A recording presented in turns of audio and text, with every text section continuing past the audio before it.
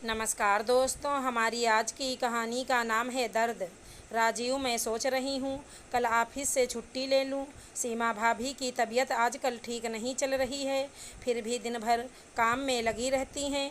मेरे घर में रहने से उन्हें भी थोड़ा आराम मिल जाएगा। अंकिता ने वॉशरूम से आते हुए कहा। जैसा तुम्हें ठीक लगे, मंडे को ऑफिस चली जाना, तब तक भाभी भी ठीक हो जाएंगी। राजीव ने सोने के लिए आंखें बंद करते हुए कहा।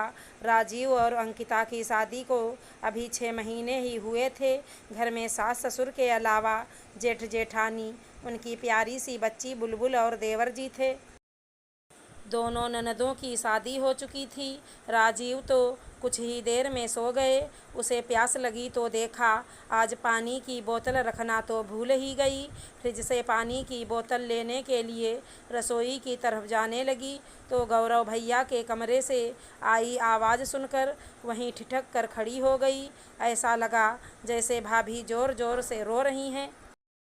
कहीं कोई परेशानी ना हो सोचकर वह राजीव को बुलाने के लिए वापस मुड़ी ही थी कि सामने माजी को देखकर चौंक गई।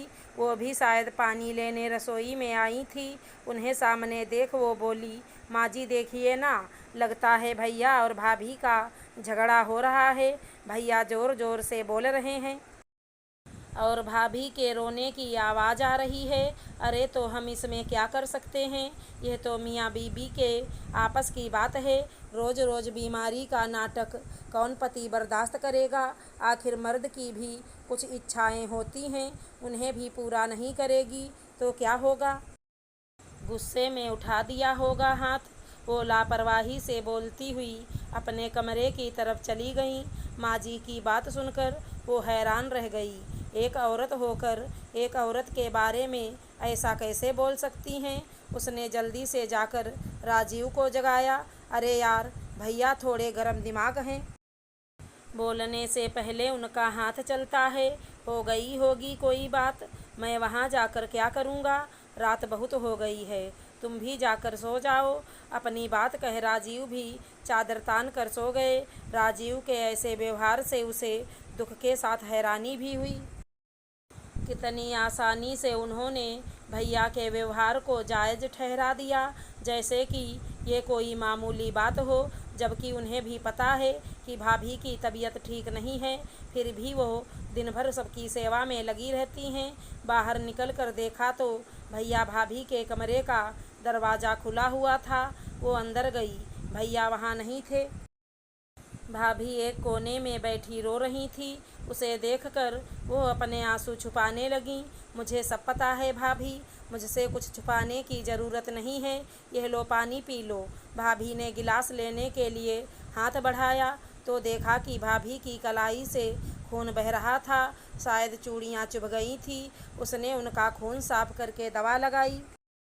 उसे याद आया, क्यों भाभी अक्सर कभी जल गई हूँ, फिसल गई हूँ कहकर अपनी चोट पर पर्दा डालती रहती थी। आप ये सब क्यों सहती हो भाभी? आपको पता है कि जुल्म सहना भी एक बहुत बड़ा अपराध है, फिर भी आप अभी तक चुपचाप सब कुछ सहती आई हो। पर अब मैं आ गई हूँ। अब जुल्म करने वाले को यह सोचना पड़ेगा कि जुल्म करना गलत बात है और अपनी पत्नी पर हाथ उठाना उनके अधिकार क्षेत्र में नहीं आता।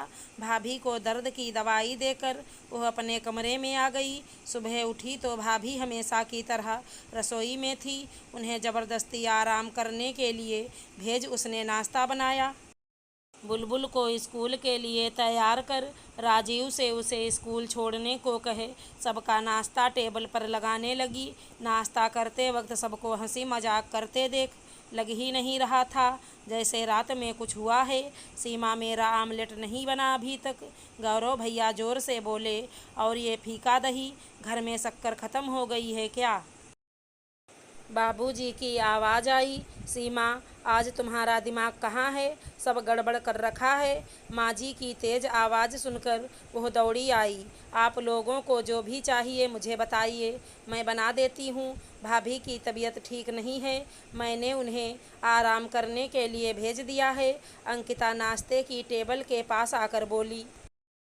इसकी तबीयत तो रोज़ ही खराब रहती है। मैं उसे अभी बुला कर लाता हूँ। भैया कुर्सी से उठते हुए बोले, रुक जाइए भैया, यह आप क्या कर रहे हैं? आपकी वजह से ही भाभी की आज ये हालत है। अगर आप ही अपनी पत्नी का दर्द नहीं समझेंगे तो फिर कौन समझेगा? अंकिता भैया को रोकते हुए बोली। अंकिता बहू, तुम पति पत्नी के बीच ना बोलो तो ही अच्छा है। जैसा चल रहा है वैसा ही चलने दो, इसी में सबकी भलाई है। कल रात भी मैंने तुम्हें यही समझाया था। माँ जी बोली। माँ जी, आप सब कुछ जानते हुए भी ऐसा कैसे कह सकती हैं? आपको तो पता ही है, पति पत्नी के बीच लड़ाई झगड़ा चलता ही रहता है। उसका तमाशा बनाने की ज़रूरत नहीं है। इससे कहो कि अपना ऑफिस संभाले। घर के मसले सुलझाने के लिए मैं और तुम्हारी माँ हैं। बाबूजी अपनी रौबदार आवाज़ में बोले। बाबूजी की बात सुनकर उसे बहुत बुरा लगा। एक दिन वह ऑफिस से आकर चाय पी रही थी, तभी माँ जी ने आकर बताया कि छोटी ननद रीमा दीदी का फ़ोन आया था। वो काफ़ी रो रही थी। उनके पूछने पर बताया कि उनके बेटे को तेज़ बुखार था, खाना बनाने में थोड़ी देर हो गई, इसीलिए जीजा जी ने उन्हें थप्पड़ मार दिया है। कैसा जानवर आदमी है, अपने बेटे की तबीयत की भी चिंता नहीं है। मेरी फूल सी बच्ची पर हाथ उठा दिया। बेचारी दिन भर काम में लगी रहती है। अगर एक दिन टाइम पर खाना नहीं बना पाई तो क्या हुआ, बाहर से मंगा लेता। माँ जी अपनी साड़ी के पल्लू से आंसू पोंछती हुई बोली। मेरी बहन पर हाथ उठाने की हिम्मत कैसे हुई? मैं अभी जाकर उसे ठीक करता हूँ। गौरव भैया गुस्से से बोले। शांत हो जाइए भैया, यह दीदी और जीजा जी के आपस का मामला है और फिर एक थप्पड़ ही तो मारा है। ऐसे छोटे मोटे झगड़े तो मियाँ बीबी में अक्सर होते ही रहते हैं।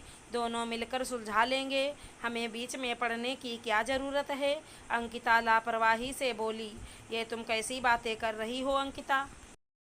ये किसी बाहर वाले की नहीं, मेरी बहन की बात है। और मेरी बहन कोई अनाथ नहीं है जो सब कुछ सहती रहे। इस बार राजीव गुस्से से बोले। और सहना भी नहीं चाहिए। औरत की नीयत क्या सब कुछ सहने की होती है? बिल्कुल नहीं।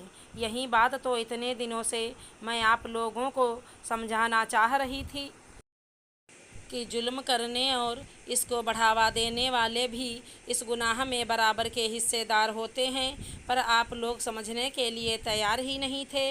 अब जब खुद पर बीती है तो शायद आप लोगों को सीमा भाभी का भी दर्द समझ में आए। अंकिता दृढ़ता से बोली। अगर हमारी कहानी पसंद आई हो तो चैनल को लाइक शेयर सब्सक्राइब करें। धन्यवाद दोस्तों।